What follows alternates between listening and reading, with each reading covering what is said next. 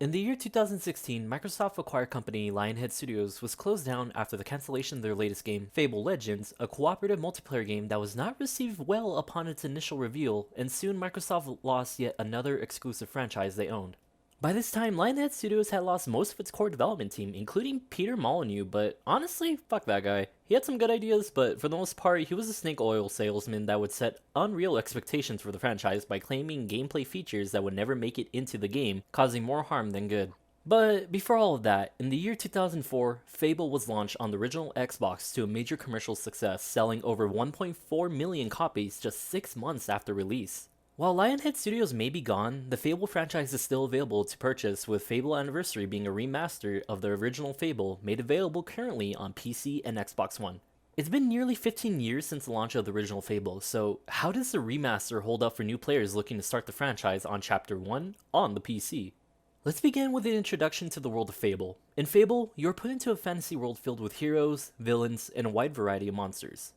You start off as a simple farm boy on the day of your sister's birthday without a present because apparently you're a lazy little shit, and so your father sets you out to help around town in exchange for his money, to buy your sister a present.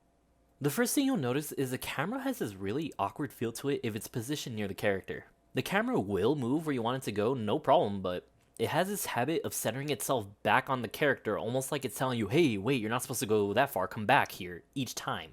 After a while, this honestly got me dizzy, so I had to play the rest of the game with the camera a bit farther from the character. Also, I like to point out, this kid is your default character, and you can't change nothing about him until the game's intro sequence is finished, so if you want to create your own character from the ground up, you won't have that option. Going around the town and talking to the people is a good introduction to the world of Fable. The music scored by Russell Shaw really draws you into the atmosphere as you take in the sights and sounds of this new fantasy world. I wonder what he'll do next.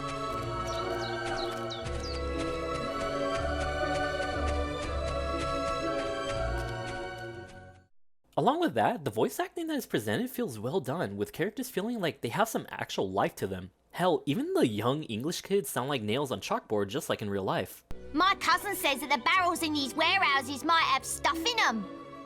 Quick, while he's away, smash his barrels up and see what's inside, unless you're too scared. After a while, you'll finally raise enough money to give your sister her birthday gift, only for the town to get raided and having your friends and father slaughtered in front of you. Well, that got dark really fast. From here, a hero named Maze will save you and take you away to the Heroes Guild, where you will train to become a hero, growing from a child to an adult as the tutorial comes to an end. This is honestly a great start to Fable, and I think it's such a good way to introduce you to the world, gameplay mechanics, and the overall tone the story can provide. Now you'll finally be able to take on quests and explore the world, and for the most part, the world does a good job of feeling alive. The first town you'll enter is the town of Bowerstone. Here you'll see shops, pubs, and people going about their day. Depending on the time of day, some people will be walking around doing odd jobs, shop owners will be tending to their customers, and kids will be in school learning a new subject. Later at night, shops will close, and some citizens may settle in, or they'll go to the pub and enjoy some drinking and gambling. The cities feel very much alive and part of an organic world, and it's nice to pop in town and see what's going on from time to time. However, I did say this did a good job for the most part. There's issues with collisions where NPCs will get stuck in tight areas and you can't push past them, blocking off your path until you move a good distance away and wait for them to move.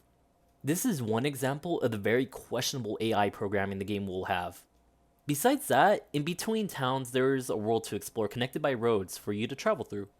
Luckily, there's a fast travel system once you discover a portal in that area, but the problem I have with the roads is they feel way too scripted compared to the towns. Some areas will have traders passing by at any given time, which feels nice because it makes you feel like you're not the only one out here. But some sections of the road will have mobs, and these mobs will always spawn in no matter what.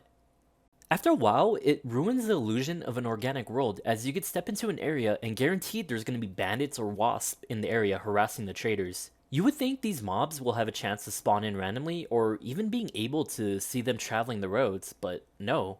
If you know the right spots, you can even farm in these areas just by leaving and re-entering again. I wish they would put as much time making the roads feel alive like they did with the towns, but it's a pretty noticeable issue.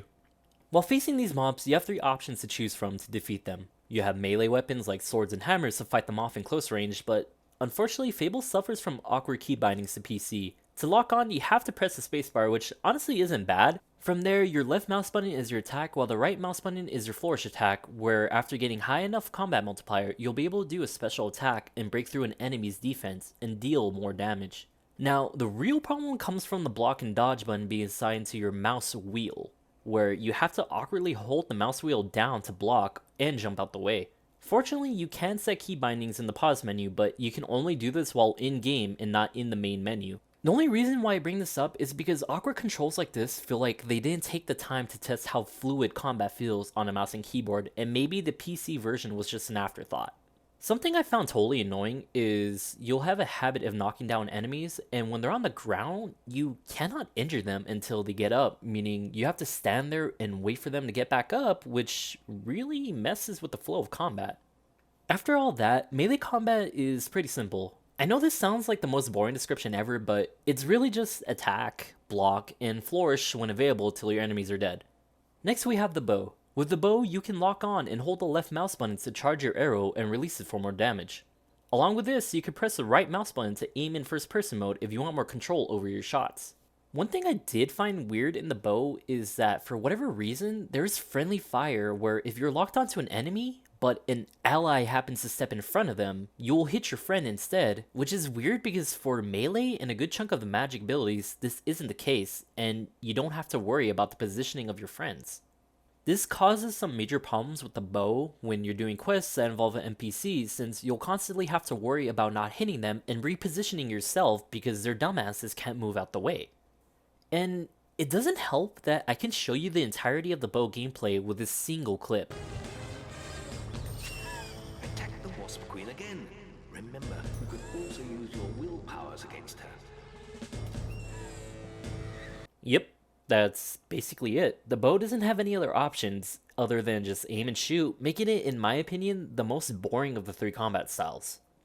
Finally, we have magic, where you're given a variety of spells that you can cast using this world's version of mana called willpower. Magic is the most diverse fighting option, as you're given a wide variety of spells from defensive options like the Force Push and Divine Shield, AoE options like the Lightning Strike, and even spells that will buff the other two combat options like the Multi-Strike option for your melee weapons. It's honestly fun to experiment with different powers to solve different combat situations, and while these potions do cost willpower, you can always stock up on willpower potions to never run out during combat.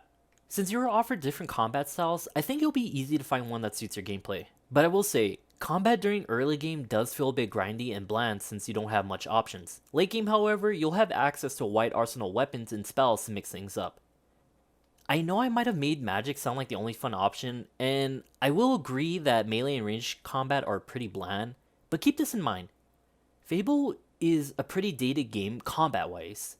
I mean, when this game was released, fucking Pluto was still a planet, and games themselves have evolved much over time. Sure, if you compare Fable to something like Sekiro and Bloodborne, there's no competition, but if you keep in mind the age of the game, at the time the combat itself was honestly well done in the eyes of most gamers. But if you still need engaging combat in your games, I honestly can't say Fable will be for you. While you weren't able to customize your actual character model, Fable does offer a lot of customization options for your character's looks and clothes. There's a ton of clothing options to choose from, all part of sets of outfits you can complete. With this, you can make your character look like a knight in shining armor, a wizard of light magic, or even a bloodthirsty bandit. Along with this, you can choose from a small amount of hairstyles for your character, but between all the other customization content, I feel like this area is lacking, especially when you look at the tattoo option where they offer different tattoos at different placements of the body. There's also this weird attractiveness bonus that some customizations have, but honestly that doesn't matter much endgame because your reputation will make people fall in love with you regardless. Speaking of reputation, as you progress through the game, you'll gain reputation for your actions. You start off as a no-name hero, and many will mock you because they think it's funny how you think you can be the next big hero. But as you go on, you'll raise your reputation bar, and soon citizens of Fable will be starstruck by you, and even have fanboy moments where they'll talk about your achievements. Depending on your actions, your character will also visually change. If you go down the path of being a hero, your hair will start to turn a lighter color, and if you stand around, an angel's halo will appear over your head. On the flip side, if you become evil, your hair will darken, and horns will sprout from your head. Now, this really makes you feel like your character has had an actual impact on the world, going from a farmer boy who everyone will call a chicken chaser to having your own heroic title and having crowds drawn around you cheering you for your actions, giving you that legendary character feeling. Reputation isn't the only thing that visually changes your character. You'll start off as a scrawny young boy, but leveling up actually makes your character older. Not only that, but some skills will also affect your appearance. If you invest in the strength skill, your character will go from a skinny kid to a massive figure. Investing in your magic will carve blue rune etchings into your skin, making you look like a master wizard similar to your mentor Maze. I absolutely love little details like this because it really shows how much your character has grown and tailors it to what skills and actions you invested your time into. My only problem is that it's very easy to farm experience to the point where you can have the visual changing effects of all skill trees, making it feel less unique on additional playthroughs. Moving on, there's some pretty glaring problems to address in the game, specifically with glitches and poor AI. I played the game all on keyboard and mouse because I was too lazy to hook up a controller, and I have this problem where if I go into the menu such as the map or the level up screen, I have this strange glitch happen multiple times where the menu movement will be locked in one direction and will continue to move in that direction, making it nearly impossible to navigate the menus at times. The strange part is that it would go away on its own after a while, and even more strange is the fact that it didn't affect the actual pause menu at all, just your level up and fast travel screens. Something I found pretty immersive breaking is the combat AI is very simple and easy to exploit. So say there's something in between you and the NPC, such as a trap. You can easily just strafe around it and get some hits in while the NPC bugs out trying to get close to you. There's even been some weird moments where enemies with crossbows will, for some reason, close the distance between you before they shoot you. At first I thought this was because there might be a max targeting distance for them, but in later battles I was proven wrong, so I don't know why the AI does that. Also, there's some weird dialogue programming where sometimes the NPCs will spam lines constantly for no apparent reason. This can get especially bad when the NPCs have to point out something to you during a quest and keep repeating it to no end.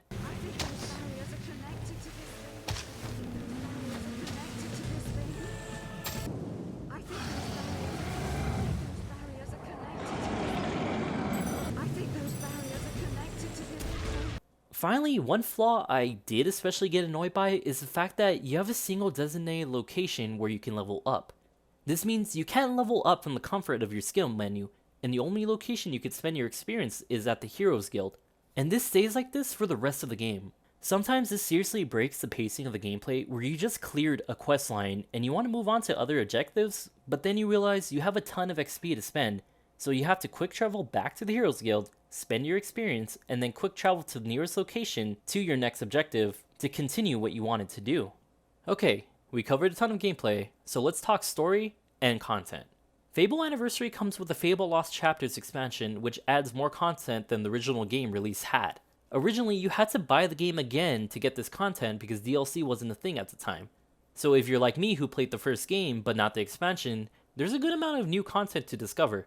So, as I mentioned, there are a variety of quests and side missions to do, but if you're looking for something else, the game has a ton of collectibles such as silver keys hidden around the maps that unlock silver chests containing very powerful gear for your character. There's also the Demon Doors. The Demon Doors are a collection of living stone doors that present a challenge to you in order to open them. This can range from combat challenges to figuring out the name of the door. There's even a door that wants you to get fat for it to open because it's a fetish, I guess? I don't know. When open, the door contains a room filled with helpful items such as health upgrade potions and new gear for your characters. If you want something more on the calm side, you can fish at various locations on the map and even play pub games at various pubs, each with their own unique game. As for story, the original storyline of Fable takes you all across the world to create a legend for your hero. The quests in the main storyline will offer a variety of missions from sneaking into a bandit camp, saving a town from a legendary creature, to competing in the arena, which in my opinion is the high point of the story. The arena puts your character through a gauntlet of enemies for fame and fortune. Each gauntlet is separated by rounds, which at the end of each round, you can choose to take a break. But if you stay through all of the rounds, you will be given a bonus cash prize that increases each round you last. Unfortunately, the arena is only available through the storyline, and after you finish it, you can't go back to it, which made me sad because I'm a slut for arena side content. I can't judge the story quality too much since I went into this game with prior knowledge from when I first played the original, but it's a pretty straightforward fantasy tale and I don't think there's anything writing wise to go crazy over. One criticism I do have for the story is the choices you make honestly feel like they don't matter. One of the earliest examples I can give you is when you fight a bandit leader at his camp and defeat him. After that, you'll be given a choice to spare him or kill him. If you spare him, he'll eventually be a little shit and send assassins after you for humiliating him. And if you kill him, the same exact thing happens, but this time it was his crew that sent them, out of vengeance for their boss. Even then, you will not see the bandit leader for the rest of the game, and this isn't the only instance where you'll be given a choice for the fate of a certain character, only for them to totally disappear no matter what you choose. Fable does such a great job of making your investments matter that it's a serious disappointment to see the illusion of choice be present in the game. Even just a single scene later on in the story showing the consequences of the choice you made would be better than nothing. So, to wrap up with my personal thoughts on Fable, when I played this game way back then, I seriously enjoyed the experience, and I thought it was an amazing game at the time. Playing it now that I'm older and I've been around the block with all sorts of games, I can easily see the flaws of the game for what it is now. And I will give Fable some slack since I am playing this 2004 game in 2019, but there are some things I can't excuse. The game is buggy all across the board, and for a remake, that's especially disappointing. Buggy remakes are the sign of a rushed product. What they did with Fable Anniversary is they slapped on some new graphics, added the expansion, and then called it a day. To not go back and fix some bugs feels like yet another sign of a rushed product to get some easy cash. Still, despite all of that, I would actually say that I legitimately enjoyed my time with the world of Fable again. There's so much thought and love put into the world that it has charm just pouring out as you play through the game.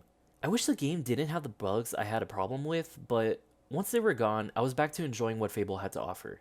If you could pick up Fable on a decent discount, I honestly say you should go for it and explore the franchise for yourself. The game may be dated gameplay wise, but the customization, visual impact of your choices, and the world all make up for it in my opinion. If you play the game on Xbox, you could go ahead and go straight into Fable 2 when you're done. However, people on PC sadly have to wait and see if we'll ever get a port, which I honestly hope we do. That's it for now. I'm Chris from Genuine Chill. If you liked the video, you should like the video because we're a small-ass channel and that would really be appreciated. Also, let me know your thoughts on Fable. Does the gameplay honestly bother you, or am I just being a little too picky? Or what path did you go down and how did it feel to be a hero or villain? I'm still deciding on what game to review next. I'm still up in the air about if I want to do Dead Rising or something more indie. Anyways, thank you so much for watching. This is a long-ass review. I'm very surprised if you actually made it to the end of this video. And I hope you say it. I'm not even going to edit that out. I hope I see you guys next time.